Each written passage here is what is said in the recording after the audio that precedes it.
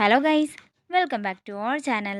Episode ആരംഭിക്കുമ്പോൾ കാണിക്കുന്നത് വിഷ്ണുവിൻ്റെ വണ്ടി പിടിച്ചു നിർത്തുന്ന ചന്ദ്രബോസ് ഡോക്യുമെന്റ്സ് എല്ലാം പരിശോധിക്കുന്നതാണ്. തുടർന്ന് ശാലിനി പറയുകയാണ്, എത്ര വണ്ടികളാ ഇപ്പോൾ ഇവിടെ നിന്ന് പോയത്, എന്നിട്ട് നിങ്ങൾക്കിതുവരെ ഞങ്ങളെ വിടാനായില്ലേ? സാറെന്താ ഇതുവരെ ഞങ്ങളുടെ ഡോക്യുമെന്റ്സ് ഒന്നും നോക്കി കഴിഞ്ഞില്ലേ? അതേസമയം സത്യഭാമയുടെ വീട്ടിൽ പാറുക്കുട്ടി നിർത്താതെ കരഞ്ഞുകൊണ്ടേ ഇരിക്കുകയാണ്. ഞാൻ എന്താണെങ്കിലും ഡോക്ടറെ ഒന്ന് വിളിച്ചു നോക്കാം. താൻ കുഞ്ഞിനെയും കൊണ്ട് താഴേക്ക് ചെല്ലാൻ പ്രീതിയോട് അർജുൻ പറയുന്നു. അതേസമയം പണത്തിനു വേണ്ടി എന്ത് ചെയ്യുമെന്ന് ആലോചിക്കുകയാണ് സുസ്മിത. പ്രീതിയും അർജുനും പുറത്തേക്ക് പോകുന്ന തക്കത്തിന് സുസ്മിത മനസ്സിൽ പറയുകയാണ്, ഇവളുടെ സ്വർണമൊക്കെ കൊണ്ട് വിറ്റാലോ? എങ്ങനെ പോയാലും 25 ലക്ഷത്തിന് മേലെ കിട്ടും. ചിറ്റപ്പനെ ഒന്ന് വിളിച്ചു ചോദിക്കാം. അതേസമയം വിഷ്ണുവിനെയും ശാലിനിയെയും വിടാതെ ഡോക്യുമെന്റ്സും പിടിച്ചുകൊണ്ട് നിൽക്കുകയാണ് ചന്ദ്രബോസ്. അതേസമയം സുസ്മിത ചന്ദ്രബോസിന്റെ ഫോണിലേക്ക് വിളിക്കുന്നു. ചിറ്റപ്പ, പൈസയ്ക്ക് പകരം സ്വർണമാണെങ്കിലും തന്നാ മതിയോ എന്ന് ചോദിക്കുമ്പോൾ, സ്വർണമോ? ആ, അതെങ്കിൽ അത് തന്നാ മതിയെന്ന് ചന്ദ്രബോസ് പറയുന്നു. അപ്പോഴാണ് മുന്നിലുള്ള വിഷ്ണുവിൻ്റെയും ശാലിനിയുടെയും കാര്യം ചന്ദ്രബോസിന് ഓർമ്മ വരുന്നത്. തുടർന്ന് ചന്ദ്രബോസ് പെട്ടെന്ന് തന്നെ വിഷ്ണുവിനെയും ശാലിനിയും പറഞ്ഞു വിടുകയാണ്.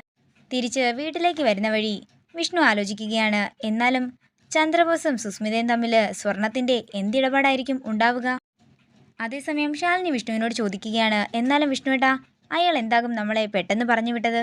എന്തെങ്കിലും കാര്യം കാണുമെന്ന് വിഷ്ണുവും പറയുന്നു. പിന്നീട് കാണിക്കുന്നത് സുസ്മിത ആരും കാണാതെ പ്രീതിയുടെ മുറിയിലേക്ക് കയറുന്നതും കൂടാതെ പ്രീതിയുടെ ആഭരണങ്ങളെല്ലാം ഒരു കവറിലാക്കി എടുക്കുന്നതുമാണ്.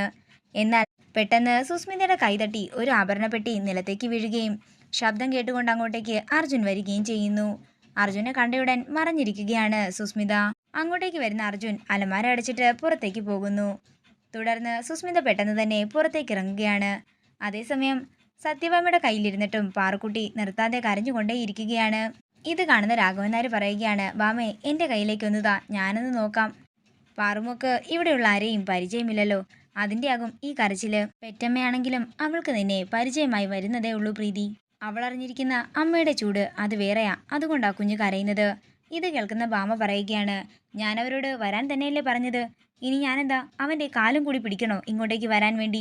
എന്താണെങ്കിലും കുഞ്ഞിനെ നീ എൻ്റെ കയ്യിലേക്കിതാ, ഞാനൊന്ന് നോക്കട്ടെ എന്ന് രാഘവൻ നായർ പറയുമ്പോഴേക്കും പെട്ടെന്ന് ശാലിനി അങ്ങോട്ടേക്ക് വന്ന് കുഞ്ഞിനെ വാങ്ങുകയാണ്. ശാലിനി എടുക്കുമ്പോൾ തന്നെ കുഞ്ഞ് കരച്ചിൽ നിർത്തുന്നു.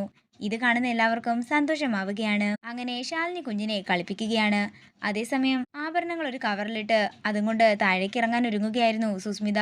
ശാലിനിയെ കണ്ട് ഒരു ഞെട്ടലോടെ നിൽക്കുകയാണ് സുസ്മിത. ബാൽക്കണിയിലൂടെ പോകാമെന്ന് വിചാരിക്കുമ്പോൾ അവിടെ അർജുൻ നിന്ന് ഫോൺ ചെയ്യുന്നത് കാണുന്നു.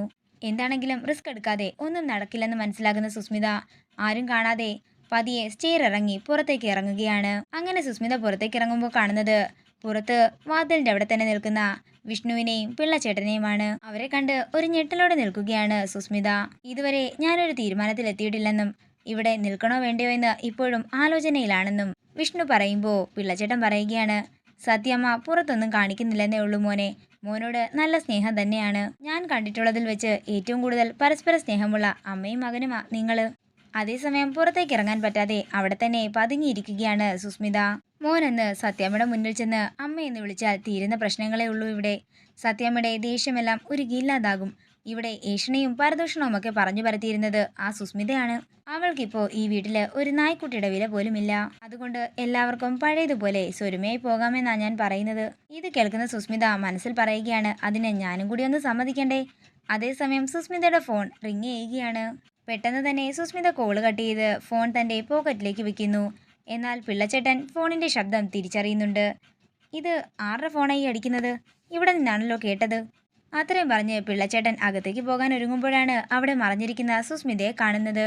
വിഷ്ണുമോനെ, ഒന്ന് വേഗം വന്നേ എന്ന് പറഞ്ഞ് പിള്ളച്ചേട്ടൻ സുസ്മിതയെ കാട്ടിക്കൊടുക്കുന്നു.